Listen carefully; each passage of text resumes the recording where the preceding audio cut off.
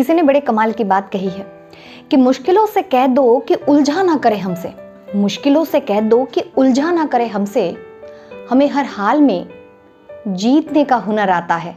नमस्कार, मेरा नाम सुमी रोहा है, वैल्यू एजुकेशन टीचर हूँ और एक सोशल वर्कर भी। सुनाती हूँ कहानी एक छोटी सी समस्या की।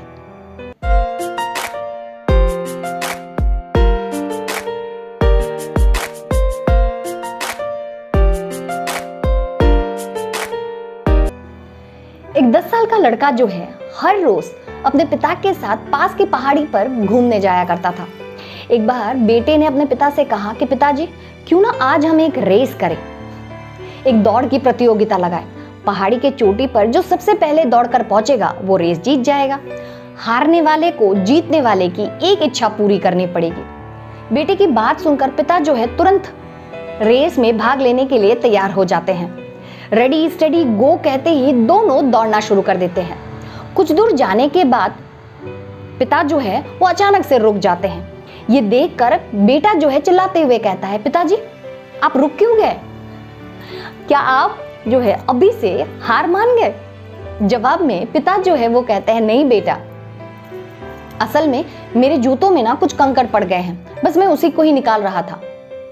पिता की बात सुनकर बेटा जो है फिर से कहता है कि पिताजी, कंकड़ तो मेरे जूतों में भी पड़ा है, पर अगर मैं रुक गया तो मैं रेस हार जाऊंगा। इतना कहकर वो आगे आगे दौड़ना शुरू कर देता है। पिता भी अपने कंकरों को निकालने के बाद फिर से दौड़ना शुरू कर देते हैं। एक समय ऐसा आता है कि पिता जो है अपने बेटे की बराबरी जाकर पहुंच जाते हैं।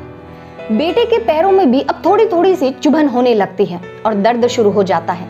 ये देखकर पिता जो है अपने बेटे को सलाह देते हुए कहते हैं कि बेटा, तुम बस 1 मिनट के लिए रुक जाओ और अपने जूतों में पड़े कंकरों को निकाल लो, नहीं तो बाद में तुम्हें बहुत बड़ा तकलीफ कर सकते हैं।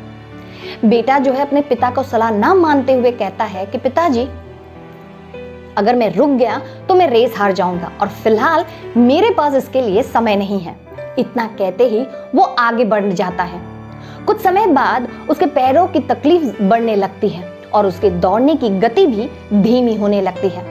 पिता जो है तेजी से उसे पार करते हुए आगे निकल जाते हैं और पहाड़ी के चोटी तक पहुंचने ही वाले होते हैं कि इतने में बेटा जो है पीछे से चिल्लाते हुए कहता है कि पिताजी, मेरे पैरों में बहुत ज्यादा दर्द शुरू हो गया है, अब मैं दौड़ नहीं सकता। दौड़ना तो छोड़िए, मैं पैदल चल भी नहीं पा रहा हूँ। ये कहते ही वो वहां पर बैठ जाता है। बेटे की आवाज सुनकर पिता जो है तुरंत दौड़ते हुए वहां पहुंचते हैं। बेटे के जूते को निकाल कर देखते हैं कि जो कंकड़ है उसके चुभन की वजह से उसके पूरे पैरों में खून से लथपथ हो जाता है। पिता जो है अपने बेटे को गोद में उठाते हैं और घर लेके आते हैं, उसकी मरहम पट्टी करते हैं। जब दर्द थोड़ा कम हो जाता है तो बेटे को समझाते हुए पिता जो है वो कहते हैं कि देखो बेटा, मैंने तुम्हें कहा था कि अपने जूते में पड़े कंकरों को निकाल लो, वरना ये तुम्हें बहुत तकलीफ करने वाले हैं, पर तुमने मेरी बात नहीं मानी। इस पर बेटा जो है वो कहता है, पिताजी अगर मैं रुक जाता तो मैं रेस हार जाता, इसीलिए मैंने दौड़ना ही सही समझा। बेटे की बातों को सुनकर पिता जो है उसे समझाते हुए कहते हैं कि देखो बेटा, समस्याएं छोटी हो, चाहे वो कंकड़ जितनी ही छोटी क्यों ना हो, लेकिन उसे उसी समय समाधान करना जरूरी है। अगर हमने उसे नजरअंदाज किया या फिर उसे टालने की कोशिश की तो आगे जाकर ये हमारे लिए बहुत ज्यादा तकलीफ दे सकते हैं। तुम्हें सिर्फ 1 मिनट लगता अपने जूतों में से कंकड़ को निकालने के लिए, लेकिन उस 1 मिनट को बचाने के लिए तुमने 1 हफ्ते का दर्द जो है वो ले लिया है।